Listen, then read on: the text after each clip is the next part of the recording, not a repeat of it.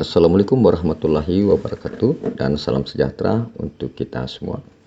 Perkenalkan, nama saya Muhammad Nur Iksan Ridwan, SPD, MPD, Pengawas SMP Pulau Sebatik, Kabupaten Nunukan, Provinsi Kalimantan Utara.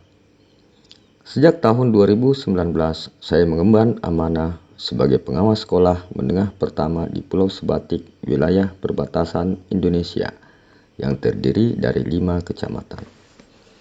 Saya membina 11 sekolah yang tersebar di berbagai titik, yang sebagian ditempuh melalui medan berbukit dan akses jalan yang belum sepenuhnya beraspal.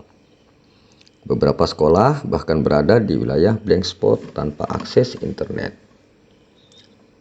Dalam perjalanan, tak jarang saya berhadapan dengan kabut tebal, bahkan hujan deras di tengah hutan atau melewati rute yang cukup ekstrim. Namun, semua itu tak menyurutkan niat saya. Saya tetap berkomitmen untuk memastikan bahwa layanan pendidikan berjalan secara maksimal. Selama 6 tahun terakhir, saya menjalani peran ini. Berkeliling dari satu sekolah ke sekolah lain dalam rangka membimbing dan membersamai para guru dan kepala sekolah dalam meningkatkan kualitas layanan pendidikan di sekolah mereka. Pada tahun 2025, pemerintah menerapkan pembelajaran mendalam sebagai satu pendekatan. Namun, kita semua menyadari bahwa perubahan struktur kurikulum seringkali memicu resistensi dari para guru dan kepala sekolah. Banyak dari mereka yang merasa skeptis, bahkan memunculkan satu pameo ganti menteri ganti kurikulum. Dalam menyikapinya, saya melakukan intervensi pola pikir dari pola pikir tetap ke pola pikir bertumbuh. Menurut saya, ada mindset yang keliru yang wajib kita luruskan pelan-pelan. Kesulitan lainnya pada aspek pedagogik.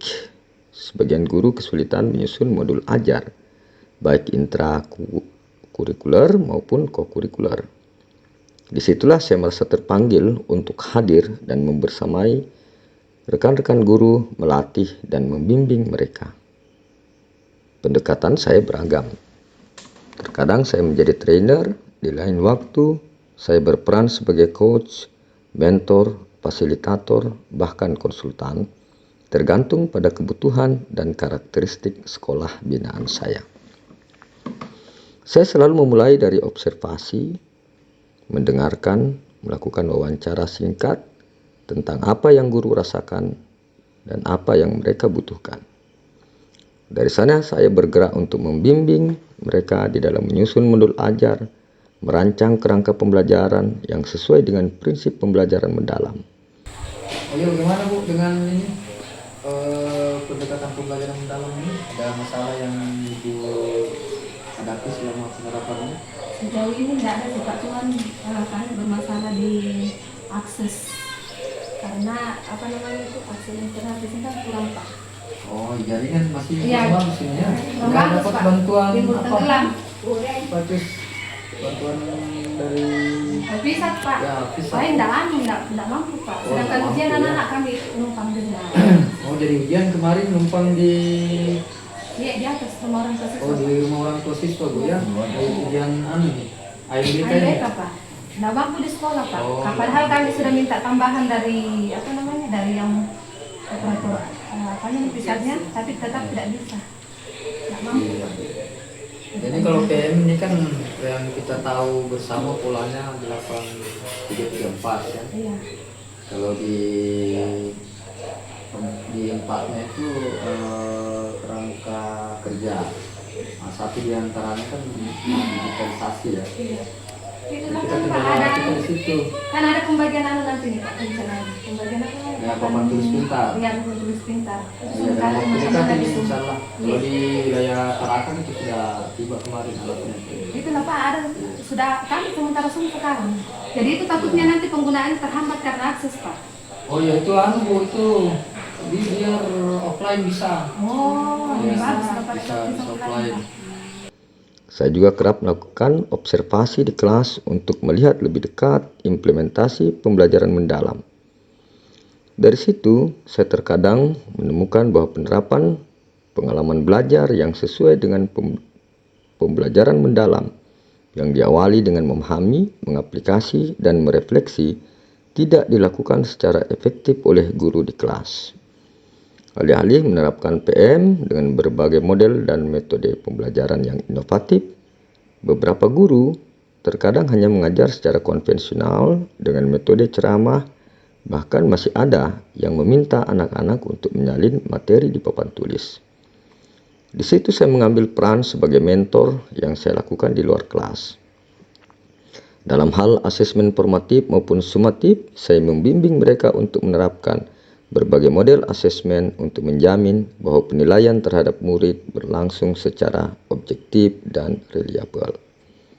Sehingga secara keseluruhan bermuara pada pencapaian 8 dimensi profil lulusan.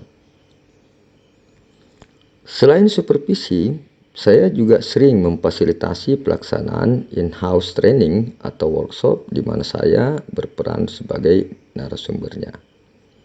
Saya percaya bahwa perubahan besar dimulai dari hal-hal kecil, dari komitmen, dari mendengar dan hadir secara utuh untuk mereka yang berada di garis depan di tapal batas. Selain pelaksanaan pembelajaran di kelas, hal yang sering dikeluhkan ialah akses internet yang terbatas, di mana internet dibutuhkan untuk merancang pembelajaran berbasis digital pada implementasi pembelajaran mendalam di kelas. Dalam hal ini, saya membersamai rekan-rekan guru dan kepala sekolah untuk menemukan solusi alternatif dan mengatasinya melalui berbagai strategi dengan pendekatan deficit based thinking dan asset based thinking. Dalam membuat konten-konten pembelajaran berbasis pembelajaran mendalam, saya meminta mereka membuatnya di rumah untuk diaplikasikan secara offline di kelas. Pada saat melaksanakan ANBK di sekolah yang tidak dapat mengakses internet, saya bersama kepala sekolah, dewan guru, dan komite sekolah mengupayakan pelaksanaan ANBK di rumah-rumah warga. Kesemua itu saya lakukan tanpa merasa terpaksa, sebab saya yakin bahwa semua hal-hal baik yang kita lakukan semasa hidup akan bernilai pahala di hadapan Tuhan yang Maha Esa. Ini bukan sekedar pekerjaan, ini adalah pengabdian. Assalamualaikum warahmatullahi wabarakatuh. Saya selaku Kepala Sekolah SMP Negeri 2 Sebatik Barat di bawah naungan Bapak Pengawas Muhammad Ihsan sebagai sekolah binaan. Bapak Pengawas yang penuh dedikasi dalam menjalankan tugasnya. Kapan saja dia ditelepon jika ada masalah terkait pembelajaran, administrasi, dan lain-lain, dia datang untuk mendampingi kami. Jadi Pak Ihsan memang terbuka dan selalu membantu. Bismillahirrahmanirrahim. Assalamualaikum warahmatullahi wabarakatuh. Saya Ambo AC SPD, Kepala Sekolah SMP Negeri 1 Sebatik Utara. Pada kesempatan ini saya ingin memberikan apresiasi dan penghargaan yang setinggi-tingginya kepada Bapak Muhammad Nur Ihsan SPD MPD selaku pengawas SMP Sepulau Sebatik. Beliau telah menunjukkan dedikasi yang luar biasa dalam membimbing dan mendampingi satuan pendidikan.